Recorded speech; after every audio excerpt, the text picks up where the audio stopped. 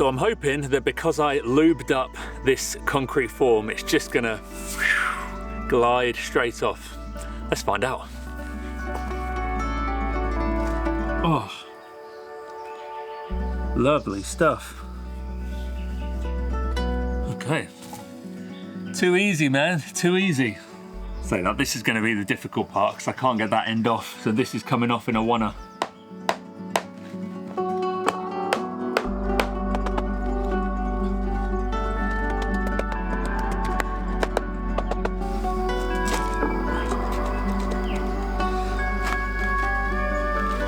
Yes. There we go. Lovely stuff. Oh, nice. Oh, happy days. Mwah. Well, that could not have gone much better. The form flew off without any damage to anything. All these sides are nice and smooth all the way around. Only place where there's any honeycombing is right down at the bottom, and all of this is buried anyway. I brushed this at the end of the day after pouring. What do you reckon? I think it turned out pretty good. So if you missed our last video and you're not sure what I'm doing, we are currently building an entrance ramp for our cabin because it's going to make life much easier to get in and out with our pram, but also for our eldest dog, Teddy. He's got arthritis and stairs are becoming a bit difficult for him. So it's about 3:30 now, so I've not actually got too much time left today. So I'm going to try and make the best of it and get the rest of these joists in for this top platform.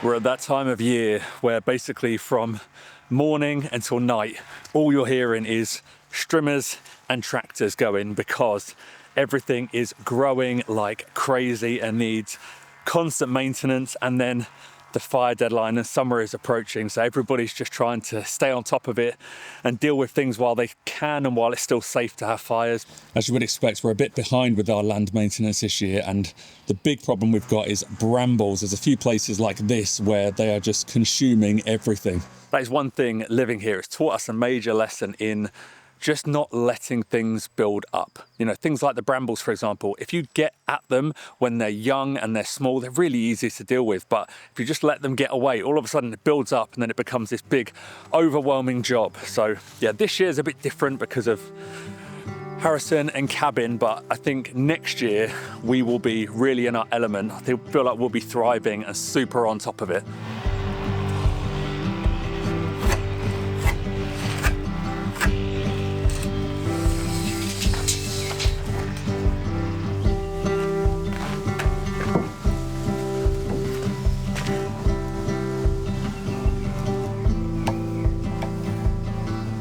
Well, I'm not sure if I've made my concrete pad deep enough because this is going to be cut flat all the way across that line. You probably can't see it there, but it flattens out here. That's where it joins the angle, and my pad is there.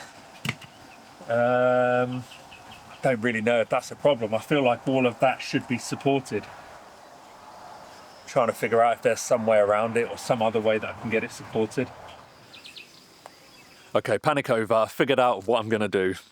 Well, I think this is right. Anyway, I hope it's right because this wood that I'm using for these joists, I've not got much of it spare. I don't know if I've got a single length spare. So if I mess one of these up, we've got a big problemo. So put simply, all I'm going to do is cut to this line. So rather than it go to a complete point, I'm going to cut it here. From that point there to the back where it goes to the angle, that can now fit pretty much perfectly on this pad. And at this point anyway, although it doesn't come to a point, I want to get a piece of metal fabricated to go from the top of the deck over to sit on the ground, so we get a nice transition from the ground up onto the ramp.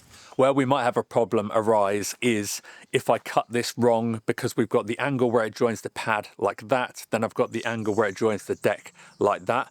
If I mess one of these up and get it too short, then there's no going back on that. So yeah, let's give this one a cut, and providing this works, then I've got a template to duplicate for the others.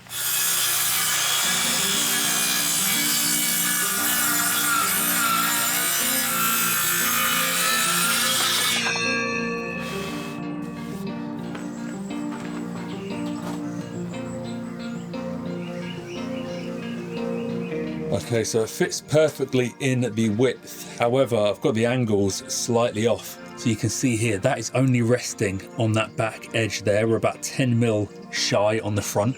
Thankfully, I just checked and we have just about got enough extra to redo this basically. I can reuse this for one of the handrails. So I'm gonna take this one, add the extra 10 mil on the end, and then hopefully that all works and fits perfectly, and we'll use that one as a template.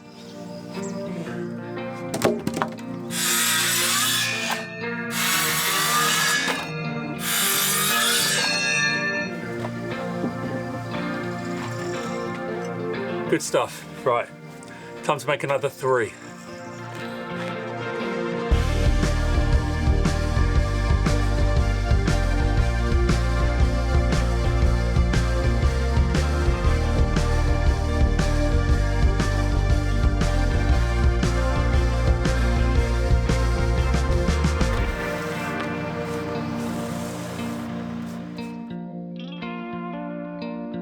Okay, so the joists are done. I've cut some noggins and treated them as well, so they're going to be good for really firming up the ramp. So I found a problem last night, and whilst all of this stuff is drying, I'm going to rectify it. So you can see here where the beam is resting in the post. The plan is for our guardrail, our handrail, that the spindles are going to be fixed to here, and that's going to make them come align with this post. This is going to be a good place for it to fix to, and then up at the top there will be another beam coming across here, and they'll fix to there as well. Now around here by this other post, you can see that this end joist is coming flush as opposed to being set back by the depth of the spindle. That should be set back, so I'm going to have to remove that now, pop it back like 45 mil, and then reattach it.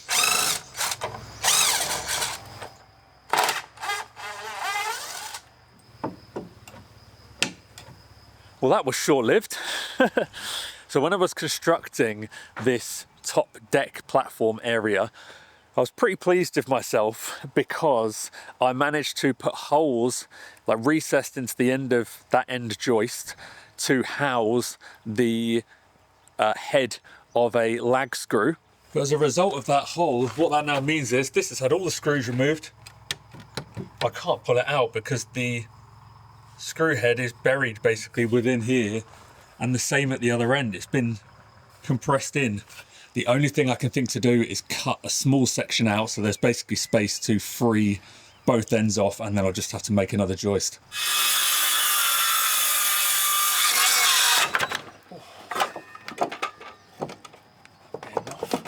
There we go. Seeing the stringers there, it's going to be a chunky old construction, this ramp, isn't it? If they're called stringers, I'm not sure if they are, but... Yeah, I don't really know what they're called. I've been calling them joists. Okay. Wonky joists. I was coming over just to see how you were getting on with everything, but it wasn't an entirely unselfish or selfless trip. Why? What do you want? Well, I sat on my sunglasses, and now they don't stay on my face, so can you bend them back? Yes. 1 second, I don't know where the tool is. Hang on, let me get this in and I'll do it. Which arm is it that's bent? I think I sat on them both. You sat on them both? I think so. To be fair, I can bend it back myself. I just didn't want to scale up the thing. Which way do they need to go? Down, up, out, in? Make them square. Make them square. Keep them here. I'll do them.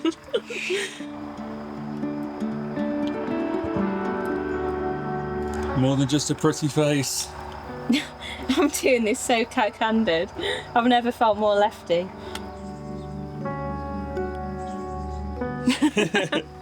Toy. Thank you.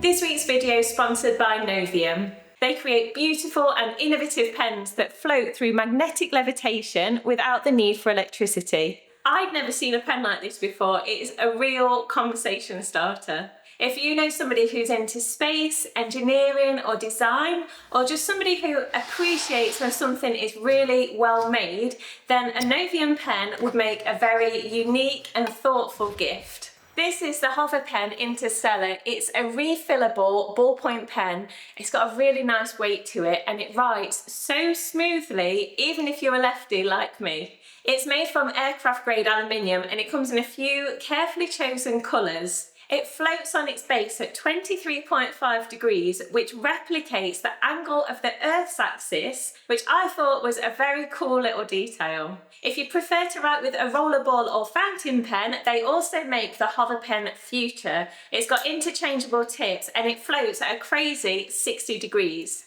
So if you'd like to treat yourself to one of these or to give one as a memorable gift, for the next 72 hours, Novium are offering our viewers 15% off all their pens. Just click the link in the description or scan the QR code and use our code LifeByLiving at checkout. Plus, they offer free shipping to most countries.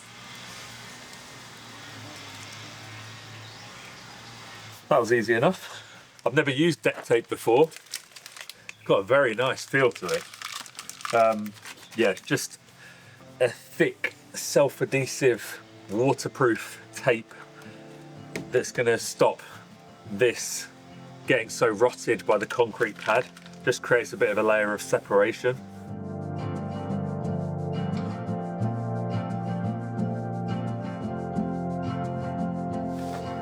Right, let's get these fitted.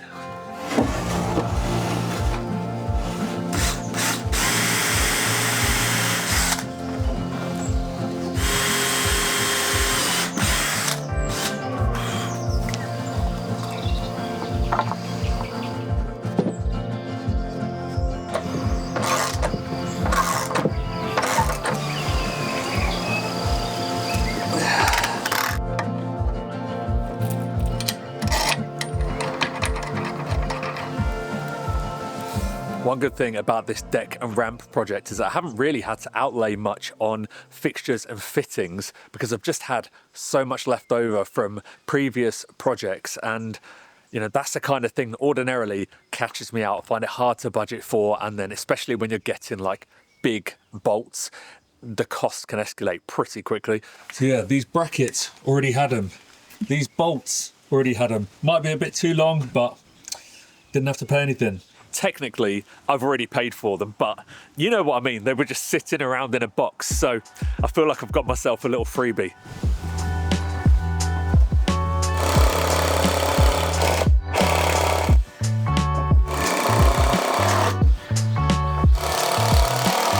A few of you were asking about the angle of the ramp.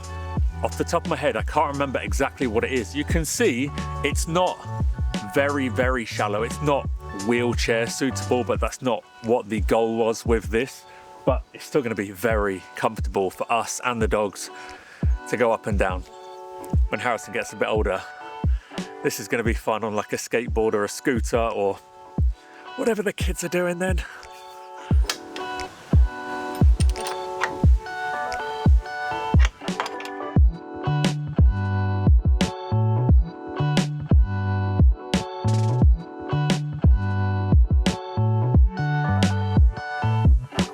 I could not have lucked out any more here. Look at this, it's only just on the slab.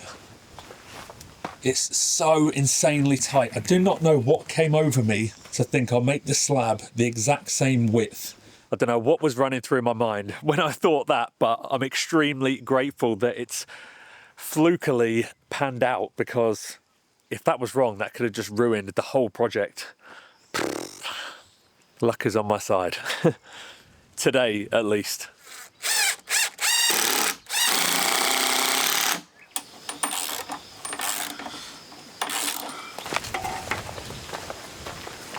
So it's only just dawned on me.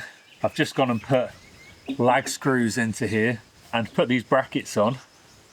But where I'm about to chemically fix this into the hole, this is the same size as the hole in the bracket.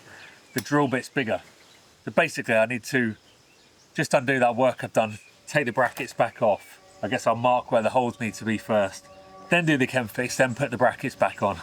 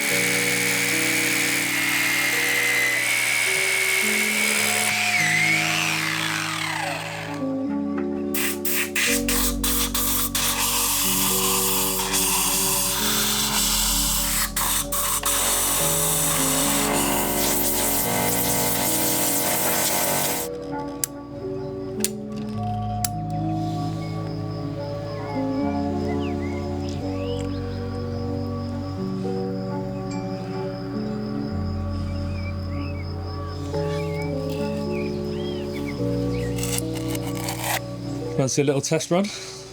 Walk cautiously. Walk?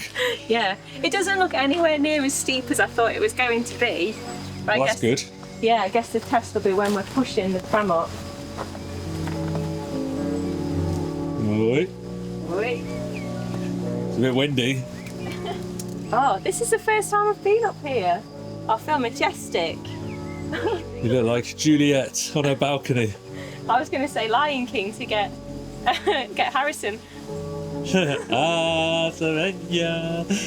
No, this feels great. It feels very sturdy. Be careful. Yeah, maybe less so going downhill. I feel like I'm in Cirque du Soleil.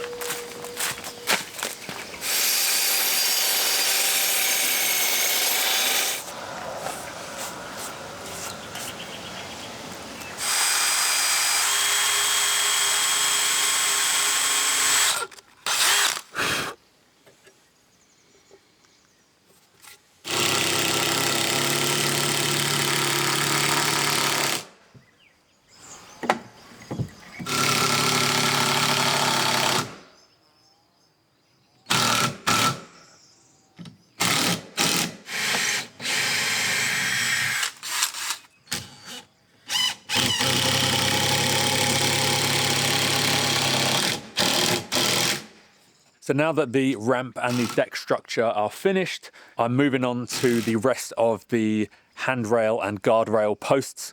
This one where it joins the cabin has been a bit of a tricky one, because when I was positioning where this deck was going to end, I didn't really think about the fact of where the studs fall to connect this to. So you can see with, where is it there, these lines going up, that's where the studs are. So obviously this falls nowhere near one. So what I've had to do is get some battens, fix them to the studs, and then fix the post to that.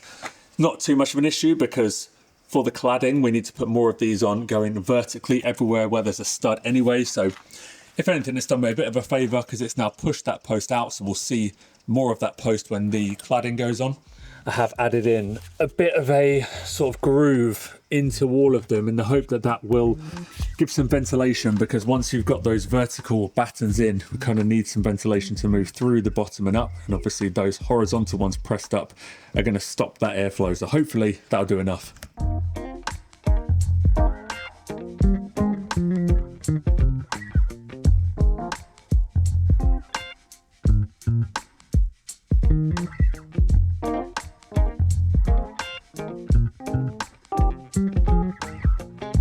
I've just been putting this stuff on, deck joist tape. I don't think the meeting to decide what to call this was particularly long, but it just sits on top of it just to offer a little bit of protection from the wet weather. I've got all of the platform at the top done, and I had wanted to continue down the ramp and get all of that done as well, but little man Harrison is awake. Whenever I've got the chance to help out just a little bit with this project, I sort of leap at the opportunity. But it's not the easiest trying to coincide what needs to be done on this and obviously looking after Harrison, because he is my first concern. It's lucky that he's so cute, because he's just made a new stinky deposit for me to go and deal with. The ramp's gonna have to wait.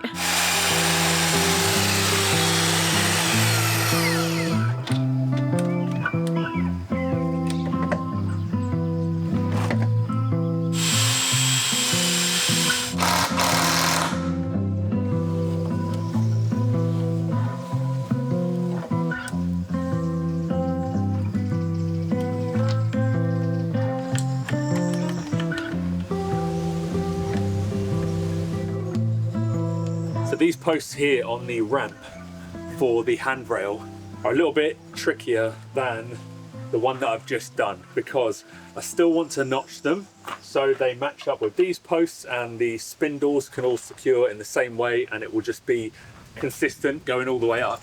But obviously that notch, whereas the other notches have been dead level, this has to be at the angle of the ramp to sit on it properly and still get this plumb. As I'm saying that already sounds like I potentially might make a mess of this, but we'll see.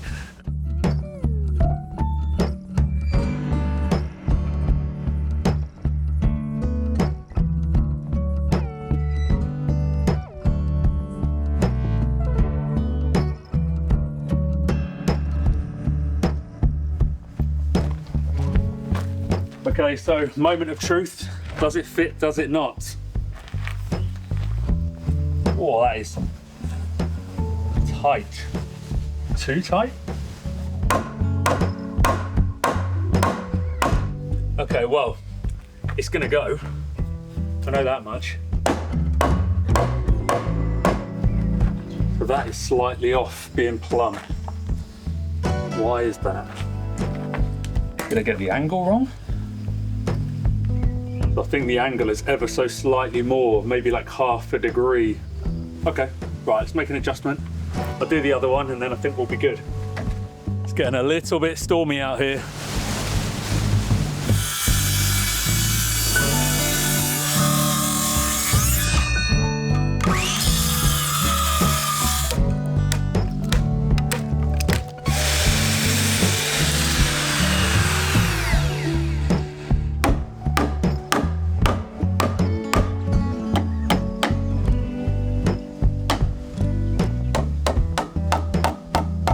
So the plan is to basically get some more noggins, put one across here, one across on the other side.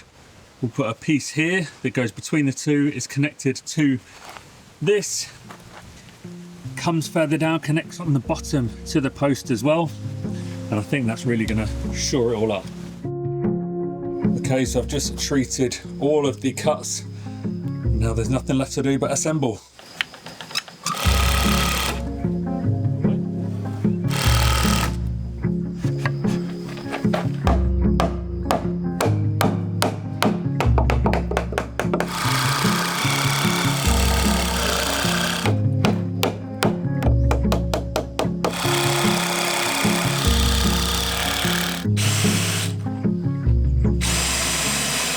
Okay, so through each post, 3 big bolts passing all the way through the post, the joist, and the extra bit I've added on the back in a sort of traffic light. 1, 2, 3. Hopefully it works.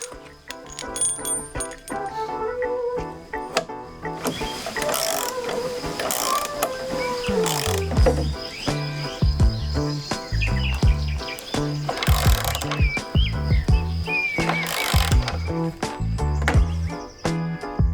on. This way. Lovely. Plum all round.